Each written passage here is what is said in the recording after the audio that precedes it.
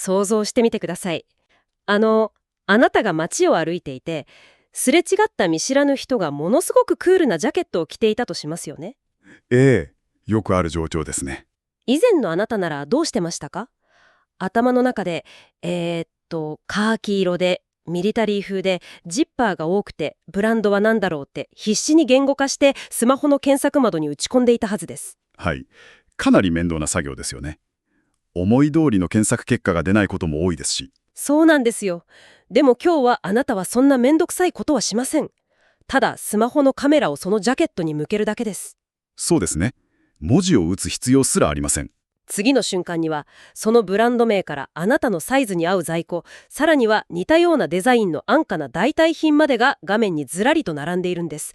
一文字もタイピングしていないのにですよ。ええ。私たちが日常的に行ってきた、見たものを言葉に翻訳するという認知的な摩擦が、今まさに完全に消滅しようとしているんです。今回の深掘りでの私たちのミッションはまさにそこです。2026年3月22日時点のニュースソースの束を読み解いて、 AI がどのように私たちの日常を再構築しているのか、その全体像をあなたに深く理解していただきたいんです。なるほど。ミクロな視点からマクロな視点ですね。その通りです。手元のスマートフォンというミクロな世界から、国家を巻き込んだ地球規模のインフラ競争、さらには私たち個人の芸術表現という極めてクリエイティブな領域に至るまで、今日は全てがつながっていきます。非常にエキサイティングなテーマだと思います。ではまず最初のソースからいきましょう。私たちのポケットの中にあるインテリジェンス、サムスンガラクシー S26 に搭載されたよりスマートなアンドロイドに関するニュースです。はい。画像検索の進化についての記事ですね。ここにあるビジュアルが今の変化を完璧に物語っているんです。鮮やかな赤い壁を背景にして、赤いタートルネック、そして迷彩柄のショートパンツ、黒いブーツを履いた女性がポーズをとっています。ええ。そしてその横にあるスマートフォンの Google 検索画面には、この女性の迷彩柄のショートパンツに対する画像認識結果がもうずらーりと並んでいるんですよね。このビジュアルが示しているのは、単なるカメラアプリの進化ではありません。情報のインプット方式における根本的なパラダイムシフトなんです。パラダイムシフト。なるほど。昔カフェで見かけたミッドセンチュリー風の緑のベルベットの椅子が欲しくて、20分くらいいろいろなキーワードの組み合わせを Google で試し続けたことがあるんですよ。ありますよね、そういうこと。結果的に全然違う事務用の椅子ばかり表示されて、すごくイライラしたんですけど、今はカメラがただ知っているわけですよね。そうなんです。直感的に答えを出してくれます。でもちょっと立ち止まって考えたいんですが、スマホは一体どうやってただのピクセルの集まりからこれは迷彩柄のショートパンツだと理解しているんですか？単に画像とテキストの辞書みたいなものを照合しているわけではないですよね。全く違います。ここで起きているのは、マルチモーダル AI による概念空間でのマッピングなんです。概念空間。ええ、少し専門的になりますが、AI は画像を単なるピクセルの色の羅列として見ているわけではないんです。最新の AI モデルは、テキスト、画像、音声といった異なる形式のデータを巨大な多次元の数学的空間、いわゆるベクトル空間の中に同時に配置するように訓練されています。ベクトル空間。つまり言語も写真も同じマップ上の座標として扱われるということですか？その通りです。例えば、迷彩柄のショートパンツというテキストデータと、実際に女性が履いているショートパンツの画像データは、この高次元空間において非常に近い座標に配置されるんです。なるほど、同じ場所にあるんですね。はい。だから、カメラがショートパンツを捉えた瞬間、AI はその画像の座標を特定して、そのすぐ近くにあるテキストデータや商品リンクを瞬時に引き出してくるんです。ということは、画像からテキストへ翻訳しているんじゃなくて？ええ。画像もテキストも最初から同じ概念として理解しているんです。だからこそ、言語というボトルネックを完全にバイパスできるわけです。言語のボトルネックをバイパスする。いや、それは恐ろしいほど強力ですね。私たちが何かを見て、かっこいいなとか、これは何だろうと感じた、その直感的な好奇心が、そのままダイレクトに情報へのアクセスキーになる。まさにそういうことです。つまり、現実世界そのものが巨大で無限にクリック可能なインターフェースに変わったということですね。ええ。そして重要なのは、この直感的なインプットを、あなたを含めた世界中の何十億人ものユーザーが毎秒のように実行し始めているという事実なんです。ちょっと待ってください。もし何十億人もの人間が同時にカメラを街中の服やカフェの椅子や道端を花に向けているとしたら、はい。それを巨大な高次元のベクトル空間でリアルタイムに処理しているわけですよね。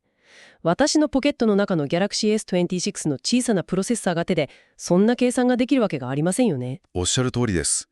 そこが非常に重要なポイントなんですよ。その莫大なデータ処理の負荷は一体どこに行っているんですか？素晴らしい視点です。まさにそこが次のテーマへの扉になりますね。手のひらの上のシームレスな魔法を成立させるためには、その裏側に想像を絶する規模の物理的な計算資源が必要なんです。物理的な資源ですか？ええ。データセンターや電力網といった巨大なインフラストラクチャーが不可欠なんですよ。だからこそ次のソースがインドなんですね。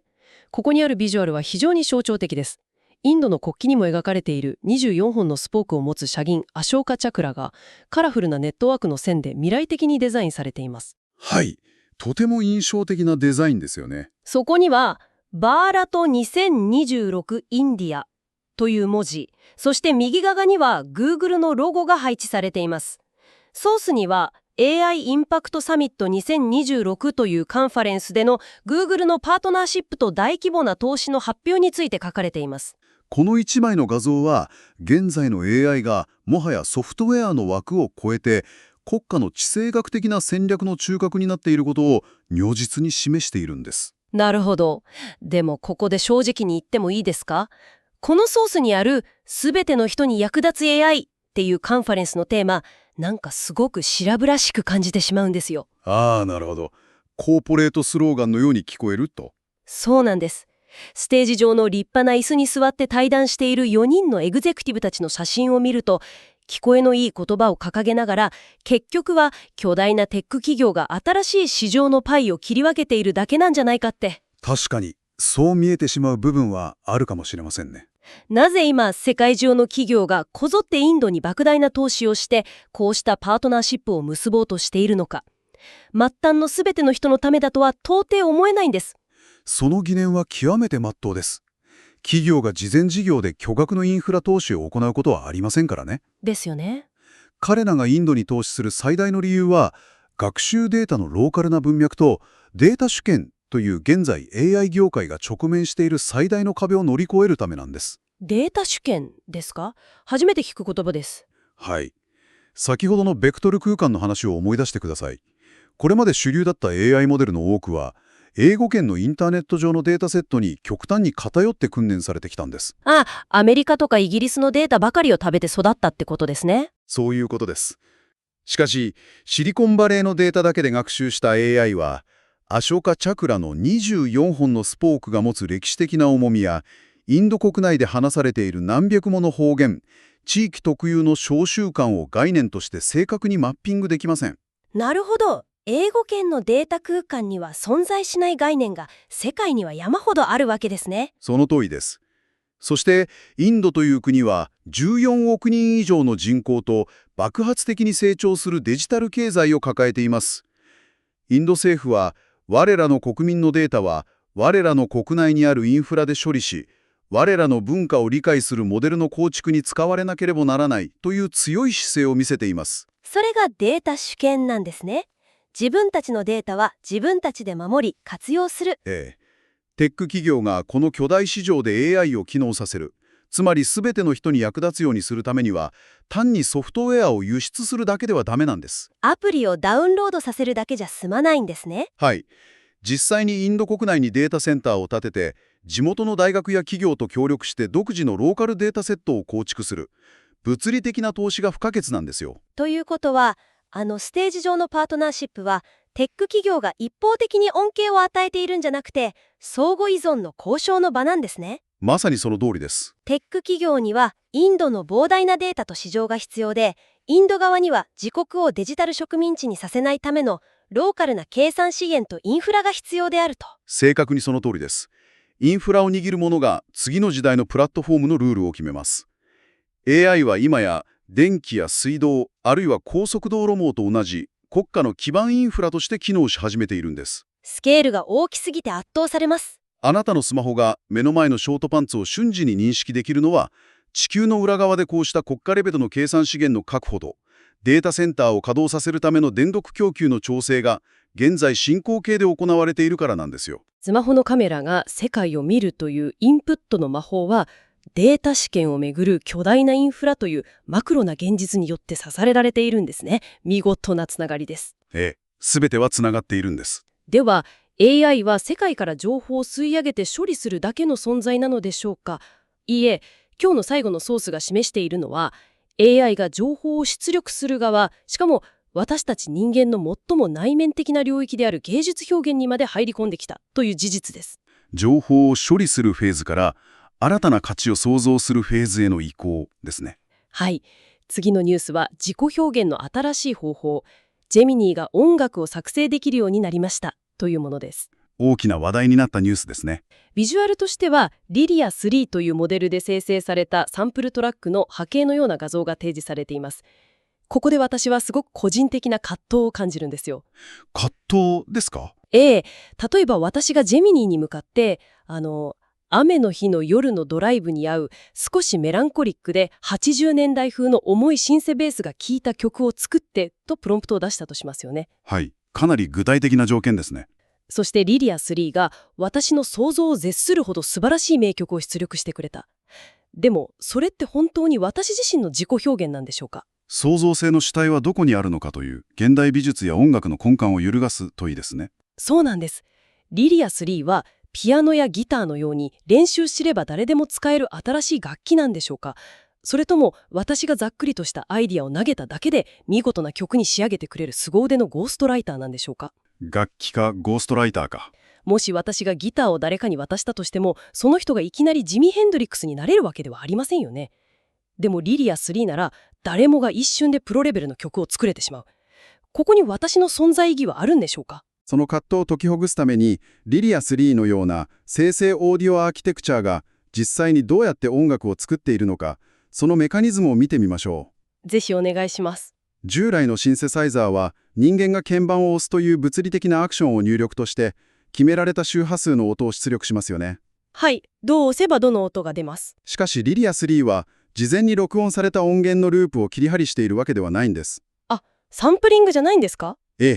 あなたのテキストプロンプトを先ほどのベクトル空間で解釈して何もないゼロの状態から1秒間に何万回という単位で次に来るべき音の波形、サウンドウェーブを予測しているんです。波形を予測する。はい。ピクセルを描くように音の波形を1から生成しているんですよ。音の波形そのものをゼロから描いている。ちょっと想像が追いつかないですね。これまで頭の中にどれほど美しいメロディーや複雑な感情があっても、それを音楽として現実世界に出力するためには極めて高い技術的な障壁がありましたよね。楽器の演奏技術とかデジタル機材の操作スキルとか音楽理論の知識とか。その通りです。何年も血の滲むような練習をした人だけが表現者になれたわけです。どんなに素晴らしいアイデアがあっても技術というフィルターを通過できなければ世界には出力できなかったと。そうです。そして AI が今やっているのは人間のクリエイティビティを奪うことではなくて、この出力の摩擦を完全にゼロにすることなんです。出力の摩擦をゼロにする。先ほどの Galaxy S26 が検索における入力の摩擦をなくしたのと同じ構造です。なるほど。入力も出力も摩擦が消え去ったわけですね。はい。あなたがそれをゴーストライターだと感じてしまうのは、私たちが長年手を動かして苦労して作るプロセスそのものに芸術的価値を置いてきたからなんです。汗をかくことに価値があると思ってきたからです。しかし技術の壁が崩壊した世界において、リリア3は新しい楽器でもゴーストライターでもありません。それはあなたの意図を翻訳し増幅するエンジンなんです。意図の増幅エンジン。これから表現者に求められる技術は指先を早く動かすことではなくなります。では何が求められるようになるんですか？キュレーションとビジョンの解像度、そして何よりセンスです。センスですか？はい。AI は無数のバリエーションを提示してくれますが、どれが自分の感情を最も正確に表現しているかを選ぶのは人間です。プロンプトの微細な調整、生成された音源のどの部分を切り取り、どう組み合わせるか。なるほど。技術のボトルネックが消え去ったとき、最後に残る唯一のボトルネックは、あなた自身のセンスの良さになるんです。センスが最大のボトルネックになる。それはある意味で非常に残酷で、同時にものすごく開放的な事実ですね。両面がありますね。曲がダサいとしたらピアノが弾けないからという言い訳はもう通用しないわけですよね。私の頭の中にあるアイディアそのものがそもそも退屈だったという事実を突きつけられるわけですから。逃げ道がなくなりますね。でも同時に技術的な壁のせいでずっと沈黙せざるを得なかった何百万人もの人々が自分の内面を世界に向けて歌えるようになる。まさにその通りです。だからこそ AI は自己表現の新しい方法になりうるんです。表現の民主化であり、同時に人間の内面の深さがかつてないほど厳しく問われる時代の幕開けでもあります。いやー、圧倒されました。個別のニュースの断片が完全に一本の太い線でつながりましたね。見事につながりました。リスナーのあなたに向けて、今日私たちが辿ってきた旅を振り返ってみましょう。日常の些細な行動から世界地図の書き換え、そして人間の心の中まで壮大なスケールでしたね。そうですね。まず私たちはスマートフォンのカメラが言語を介さずに世界を認識するマルチモーダル AI のメカニズムによって私たちの情報のインプットがどう変わったかを見ました。はい。入力の摩擦の消滅ですね。次にそのシームレスな体験を裏で支えるためにインドの AI インパクトサミットに見られるようなデータ主権をめぐる国家規模のインフラ構築とパートナーシップが進行している事実を確認しました。ミクロな体験を支えるマクロな基盤です。そして最後にその巨大な計算資源の上に立つリリア3が波形をゼロから予測することで出力の摩擦をなくし私たちのクリエイティビティの基準を技術からセンスへと移行させていることを議論しました。インプットの直感化、それを支えるマクロなインフラ環境の構築、そしてアウトプットの民主化。AI があらゆるレイヤーで私たちの世界のインターフェースを完全に再構築していることが理解できたはずです。あなたに一番伝えたいのは、今日話したことは遠い未来の SF 映画のシナリオではなく、2026年3月の今、まさにあなたのポケットの中で、あなたの仕事で、そしてあなたの表現活動の領域で起きている手触りのある現実だということです。これは今の話なんです。あなたが明日、街で何かをスマホでスキャンするとき、巨大なデータセンターの稼働音や、ベクトル空間を飛び交うデータの軌跡を少しでも感じてもらえるはずです。視点が変わりますよね。